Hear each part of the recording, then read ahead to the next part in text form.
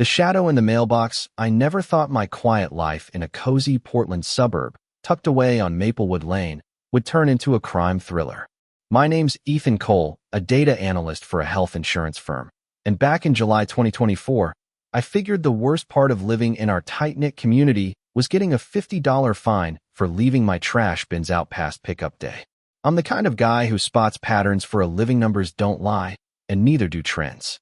But nothing could have prepared me for the pattern I'd uncover right under my nose, in the form of our homeowners association president, Margaret Voss.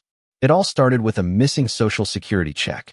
I'd been expecting it on a humid Thursday afternoon, tracking it obsessively online. The system swore it landed in my mailbox at 1:47 p.m. I got home from work around 5:30, jogged to the community mailbox cluster at the corner of Elm Street, and found nothing but a pizza coupon and a utility bill addressed to someone who moved out years ago. My gut twisted. It wasn't just an empty mailbox, it felt like someone had rifled through my life.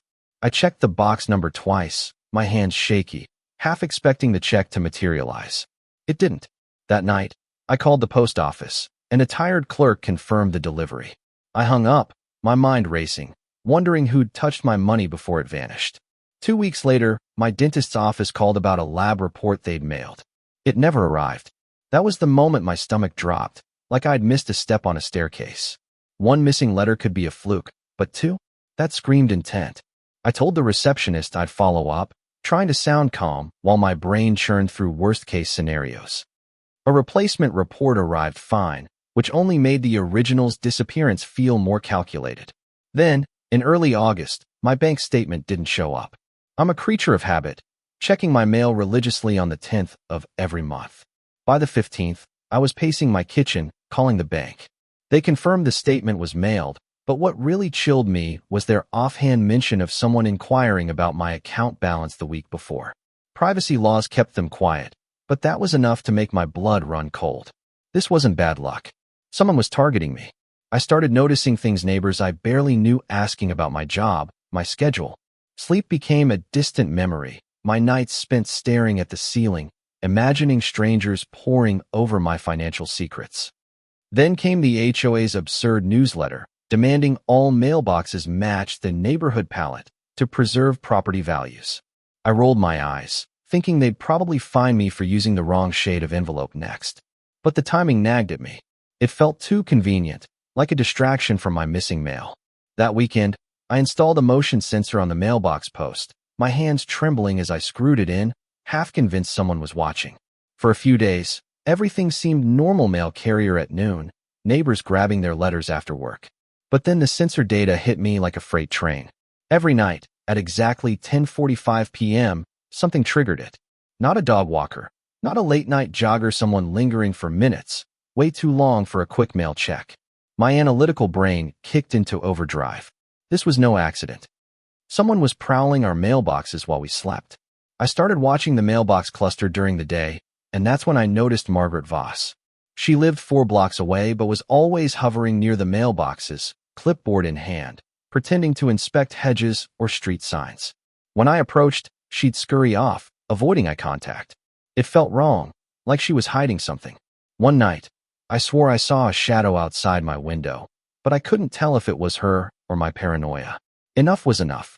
I wasn't some conspiracy nut, but this was beyond normal. I bought a discreet security camera from a local electronics store, my hands still shaking as I set it up under the cover of dusk. The clerk had push night vision and high-def recording, but I was more worried about getting caught by whoever was stealing my mail. I also grabbed some fluorescent powder from a party store, stuff that glows under blacklight. My plan was to dust my mailbox handle and slot, so any thief would leave undeniable traces.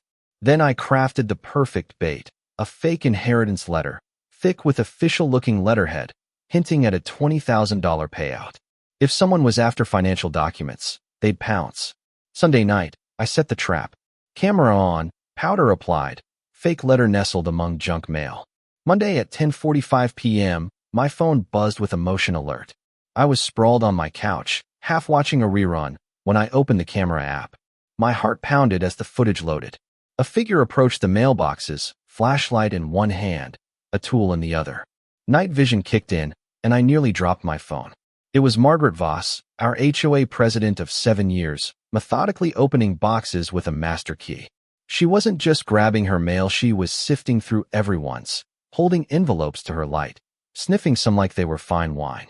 She spent 8 minutes at my box, pocketing my fake letter and 2 bills. The powder worked like a charm. She wiped her glowing hands on her jacket, glanced around nervously, and bolted. The footage was chilling. Margaret wasn't some amateur. She used a magnifying glass to check addresses, photographed some envelopes, and tucked others into a bag. It was a system, polished and precise, like she'd been at it for years. My trap had caught her, but the scale of it hit me hard. How many others were victims? I spent the next day reviewing the footage frame by frame. Margaret targeted financial mail bank statements, insurance letters, tax forms, ignoring junk. The powder glowed on 4 other mailboxes, proving she wasn't just after me. I called a lawyer specializing in HOA disputes, who confirmed mail theft was a federal crime, no matter who she was. She advised contacting the Postal Inspection Service. That night, Margaret showed up at my door, thrusting an HOA violation notice at me, demanding I remove my camera by Friday or face consequences. Her voice was low, menacing, but I saw the panic in her eyes. She'd made a scene, and neighbors were peeking out, whispering. Things escalated when a local cop, Officer Daniels, knocked on my door Friday, responding to Margaret's harassment complaint.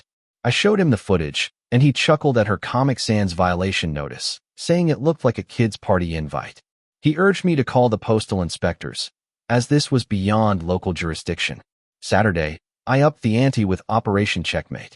I ordered tiny GPS trackers online, embedding one in another fake letter, this time a $25,000 settlement offer. Thursday night, the tracker pinged at 10:45 p.m. I watched the move from the mailbox to Margaret's house on Cedar Drive, then to her basement, and finally to a shed out back. This wasn't casual theft, it was organized crime. My neighbor, Liam Parker, a tech writer, brought more evidence. He'd been filming odd neighborhood activity for months, catching Margaret scanning documents at midnight. We talked to the Nguyen family, who'd lost tax forms, and the Patels, who'd faced identity theft attempts after missing bank statements. The pattern was clear. Margaret was running a criminal enterprise. An emergency HOA meeting turned chaotic. Margaret tried to ban cameras, claiming they violated privacy, but victims spoke up, sharing stories of stolen mail and fraud.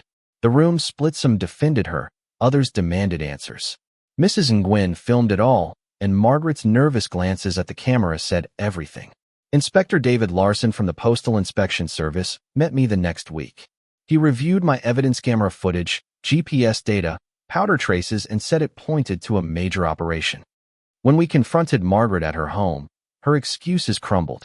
She claimed she was protecting the neighborhood, but the GPS data showed stolen mail moving through her house. Her denials grew frantic, accusing me of framing her. The search warrant revealed the truth. Files on 19 families, including my sister's medical bills from a neighboring town. Margaret had been selling data to fraud networks for over 3 years, targeting vulnerable residents.